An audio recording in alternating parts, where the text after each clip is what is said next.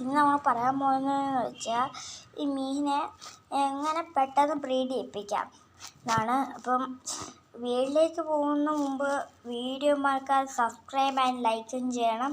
പിന്നെ ആ bell button ഒന്ന് പ്രസ് ചെയ്താൽ മതി.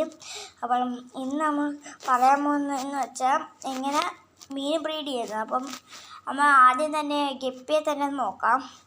ഗപ്പിയെ ബ്രീഡ് ചെയ്യാൻ വേണ്ടി ആദ്യം തന്നെ എടുക്കേണ്ട ഒരു ടാങ്കാണ്. ആ ടാങ്ക് എടുത്തിട്ട് അടുത്ത് ഒരു നല്ല വയറുള്ള പെണ്ണ്, മാക്സിമം ഞാൻ ഇവിടെ വെച്ചിട്ട പെണ്ണ് ഒട്ടും വണ്ണമില്ല, പക്ഷെ പെട്ടെന്ന് ബ്രീഡായി ഒരു കുഞ്ഞാണ്. അത് കാണിച്ചു തരാം. ഇതൊരു പെണ്ണുണ്ട്, കാണിച്ചു തരാം. അടുത്തൊരു പെണ്ണുണ്ട്. അപ്പം അത് ഒരു 2 ദിവസം ഒക്കെ പെട്ടെന്ന് ബ്രീഡായി. അപ്പം ഇന്ന് അതിനെ കുറച്ച് ചെറിയ വീഡിയോ അവിടെ നമ്മൾ ചെയ്യാൻ പോകുന്നത് വെച്ചാൽ, അപ്പം നമുക്ക് ആദ്യം തന്നെ ഒരു ടാങ്ക് നോക്കാം. ഇപ്പം ടാങ്കിൽ ഞാൻ എടുത്തിരിക്കുന്നത് ഇത്തിരി വിശാലമായ ടാങ്കായിരുന്നു. ഇതൊക്കെ ഒരു ടാങ്കാണ് ഞാൻ എടുത്തിരുന്നത്. ഇതൊക്കെ ഞാൻ വെച്ചിരുന്ന ടാങ്കാണ്.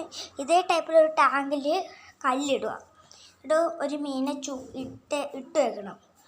ഒരു പെണ്ണൂരാണ്. അങ്ങനെ പെട്ടെന്ന് ബ്രീഡായി. ഇത്തിരി മേളിൽ ഇത്തിരി ഐസോ എന്തെങ്കിലും ഇടുവാണെങ്കിൽ നല്ലതായിരിക്കും. അല്ലെങ്കിൽ ഫിൽറ്റർ വെച്ചാൽ മതി. ഐസോ വേണ്ട, അല്ലെങ്കിൽ ഫിൽറ്ററോ എന്തെങ്കിലും വെച്ചാൽ മതി. പടാന്ന് ബ്രീഡാവും. എൻ്റെ ഇത് എത്ര വർഷം തൊട്ട് ബ്രീഡായി കുഞ്ഞൊക്കെ വന്നിരിക്കുന്നതാണ്. ഒരുപാട് വർഷമായിരുന്നു ബ്രീഡായിരിക്കുന്ന. എപ്പോൾ തന്നെ ടാങ്ക് കൂടെ നിറഞ്ഞ് അപ്പുറത്തൊരു ബേസിനുണ്ട്. ആ ബേസിനകത്ത് ഇട്ട് വെച്ചിരിക്കുന്നത് റെയർ ഗപ്പിയും മറ്റേ ഗപ്പിയും അങ്ങനെ ഒരുപാട് ഗപ്പി ഇരുന്ന് ബ്രീഡ് ചെയ്യിപ്പിക്കും നമ്മൾ.